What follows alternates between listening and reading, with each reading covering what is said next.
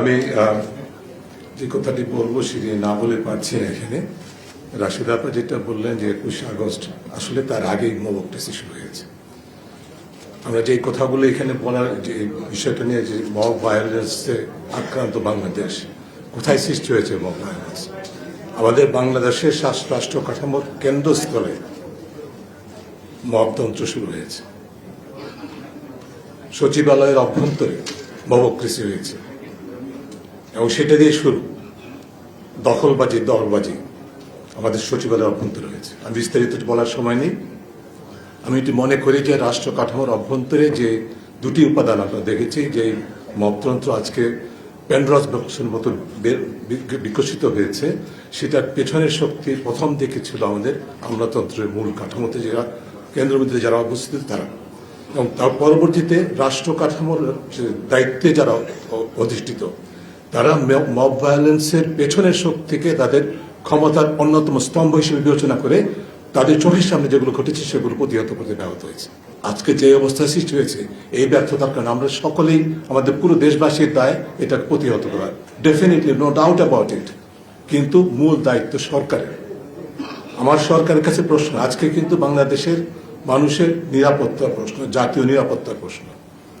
অবশ্যই গণমাধ্যম স্বাধীনতা, মানুষের মৌলিক স্বাধীনতা, পুরো স্বাধীনতার যে পুরো সকল ক্ষেত্র আছে, পুরো কাঠামো আঘাতের সম্মুখীন, নিরাপত্তার সম্মুখীন, কিন্তু মানুষের জীবনের নিরাপত্তার ঝুঁকি কিন্তু এখন রাষ্ট্র কাঠামো, আমাদের যে জাতীয় নিরাপত্তা, সেই যন্ত্রটা কোথায়?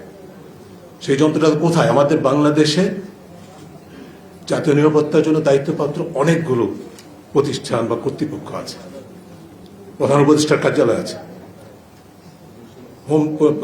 স্বরাষ্ট্র মন্ত্রণালয় আছে, প্রতিরক্ষা মন্ত্রণালয় আছে, আইন প্রক্রিয়া সংস্থা আছে, গোয়েন্দা সংস্থাগুলো আছে,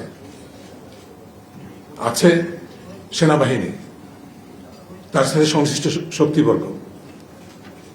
সবচেয়ে সারপ্রাইজিং হলো সবকিছু ছাপিয়ে আবার আমরা অত্যন্ত ইন্টারেস্টিং একটা প্রতিষ্ঠান বা ক্ষমতার কেন্দ্র দেখলাম, জাতীয় নিরাপত্তা উপদেষ্টা। এই যে কাঠামোর, এর মধ্যে কে দায়িত্বে আছে, কার সমন্বয়ে কি চলছে? এই যে বাংলাদেশের মানুষ জাতীয় নিরাপত্তার ঝুঁকির সম্মুখীন, এটি নিয়ে কি এই কর্তৃপক্ষ কোনো আলোচনা করেছেন? তাদের মধ্যে কোনো সমন্বয় আছে? তারা কোনো কৌশল ভেবেছেন প্রতিরোধ করার, প্রতিকার করার?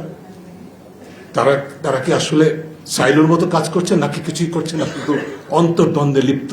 আমি জেনে শুনে বলছি। এই প্রশ্নের জবাব সরকারকে দিতে হবে। তা না হলে আমরা আসলে সত্যিকার অর্থে বাংলাদেশের জাতীয় নিরাপত্তা শুধু দেশের বাইরে থেকে শত্রুর আক্রমণ নয়, যদিও এক্ষেত্রে কিন্তু দেশের বাইরের শত্রুর ইন্ধন কোন অবস্থায় অবমূল্যায়ন করার সুযোগ নেই। কিন্তু আজকে দেশের ভিতরের মানুষের নিরাপত্তা সংকটের সম্মুখীন, সেই জায়গায় সরকার কি করছে? এই প্রশ্ন